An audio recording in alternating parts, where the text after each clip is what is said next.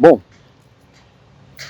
estamos aqui num ambiente, cenário diferente aqui, estamos na praça aqui em frente ao meu serviço, né?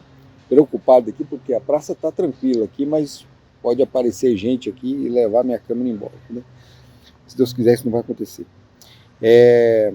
Nós vamos falar sobre a parábola das vestes de casamento. Tá? Então eu vou ler o texto aqui. O texto diz assim: o reino dos céus pode ser ilustrado com a história de um rei que preparou um grande banquete de casamento para seu filho. Então nós temos nessa parábola aqui a história de um rei que preparou uma festa de casamento, e a gente sabe que a metáfora do casamento ela está presente no Antigo Testamento, né, várias e várias vezes. Nós temos até um livro, o livro de Oséias, que fala do casamento dele com a prostituta, e esse casamento dele com a prostituta simbolizava justamente o casamento de Deus com o seu povo, um povo prostituído. Então Deus amava tanto o seu povo, mesmo o povo em meio a tanta corrupção. Ele se entregou e trabalhou por esse povo para resgatá-lo. Aqui nós temos também uma cena de casamento que representa a mesma coisa. Jesus indo casar-se com o seu povo.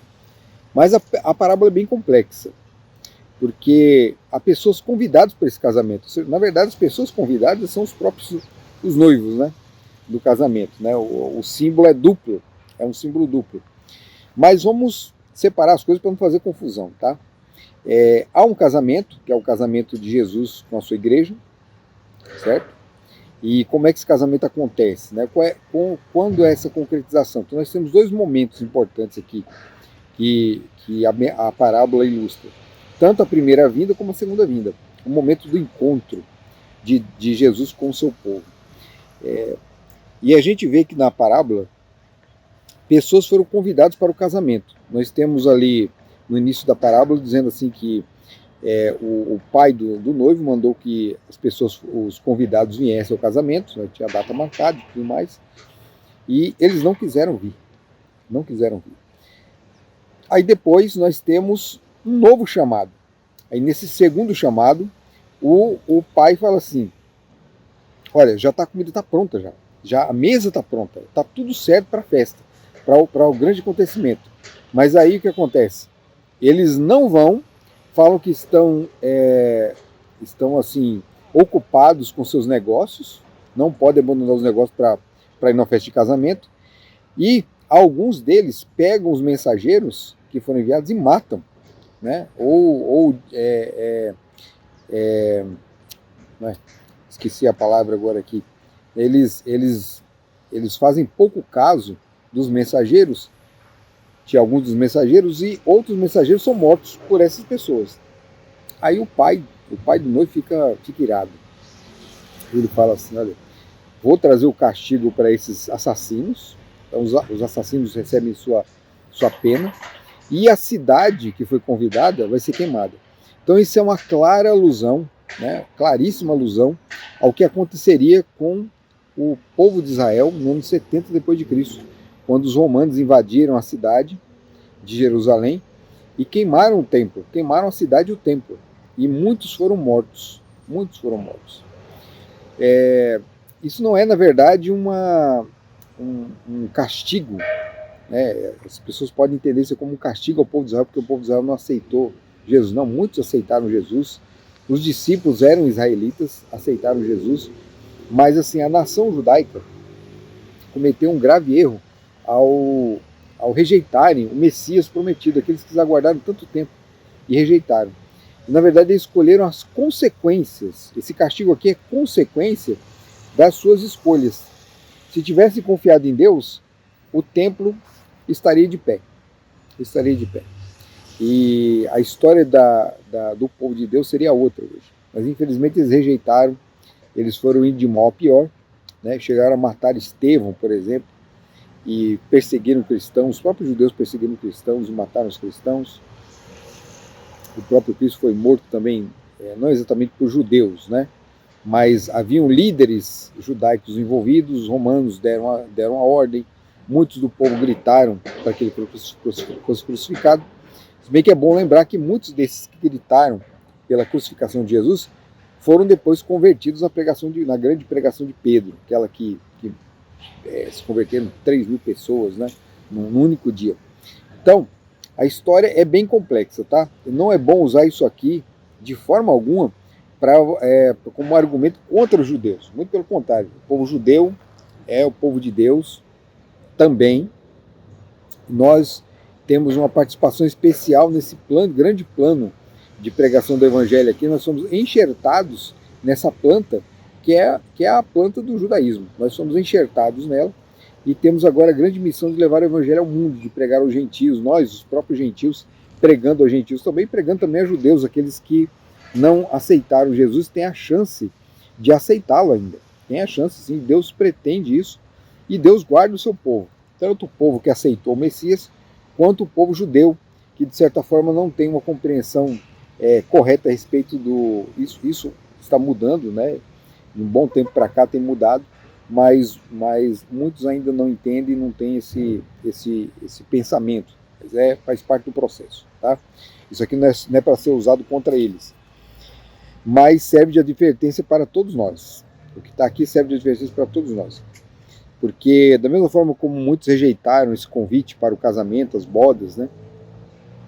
A primeira vinda de Cristo, muitos também, mesmo estando na igreja, podem trabalhar de uma forma que demonstra que não estão esperando o seu retorno, né? Aquele grande dia que é a etapa final desse grande casamento, a sua segunda vinda.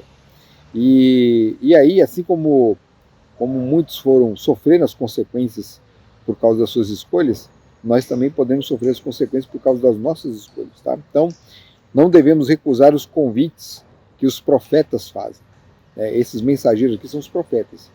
E nós, né, veja bem, nós, Adventistas do Sétimo Dia, temos uma profetisa.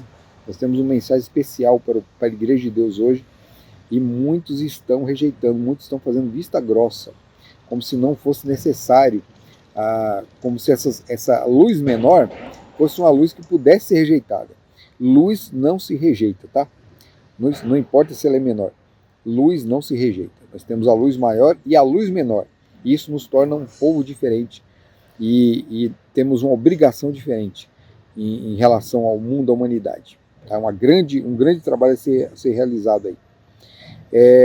Bom, agora para finalizar aqui sobre essa parábola, no final, algumas pessoas compareceram ao casamento.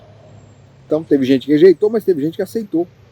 E essas pessoas representam, né, os gentios que aceitaram o convite, foram ao casamento, mas aí, na hora da festa do casamento, um homem, né, vamos ver o texto aqui direitinho para não falar coisa errada, né?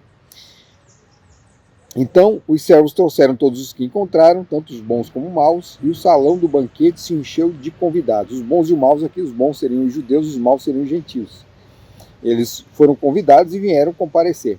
Quando o rei entrou para recebê-los, notou um homem que não estava vestido de forma apropriada para o casamento. Então o rei, ele foi fazer uma vistoria ali no casamento. A gente sabe que hoje em dia também é assim, né? Muitos eventos você tem que ter a roupa certa para participar.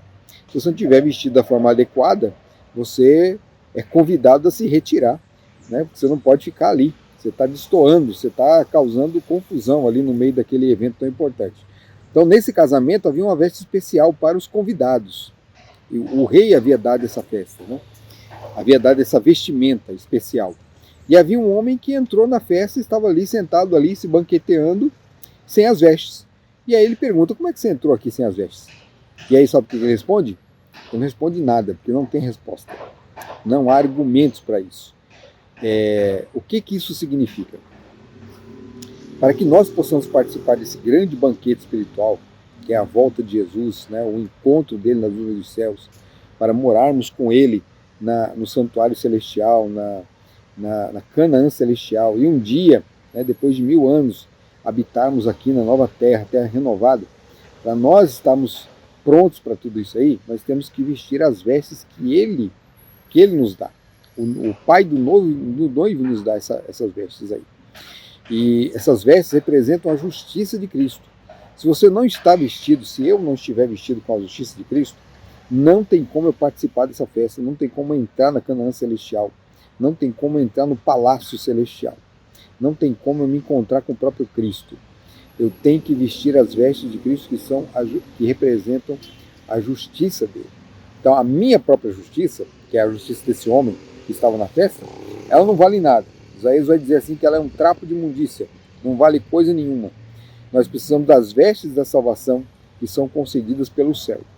E estou querendo voar aqui de novo.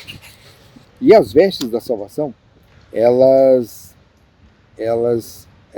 podem ser alcançadas, né? Nós podemos tomar posse dessas vestes, né? ou podemos ser vestidos quando aceitamos Jesus como nosso Salvador pessoal e entendemos que da nossa parte não há nada, não uma fagulha sequer, nem um cisco, nem um grão de mérito que possa me garantir ao céu. Nada, não tem nada.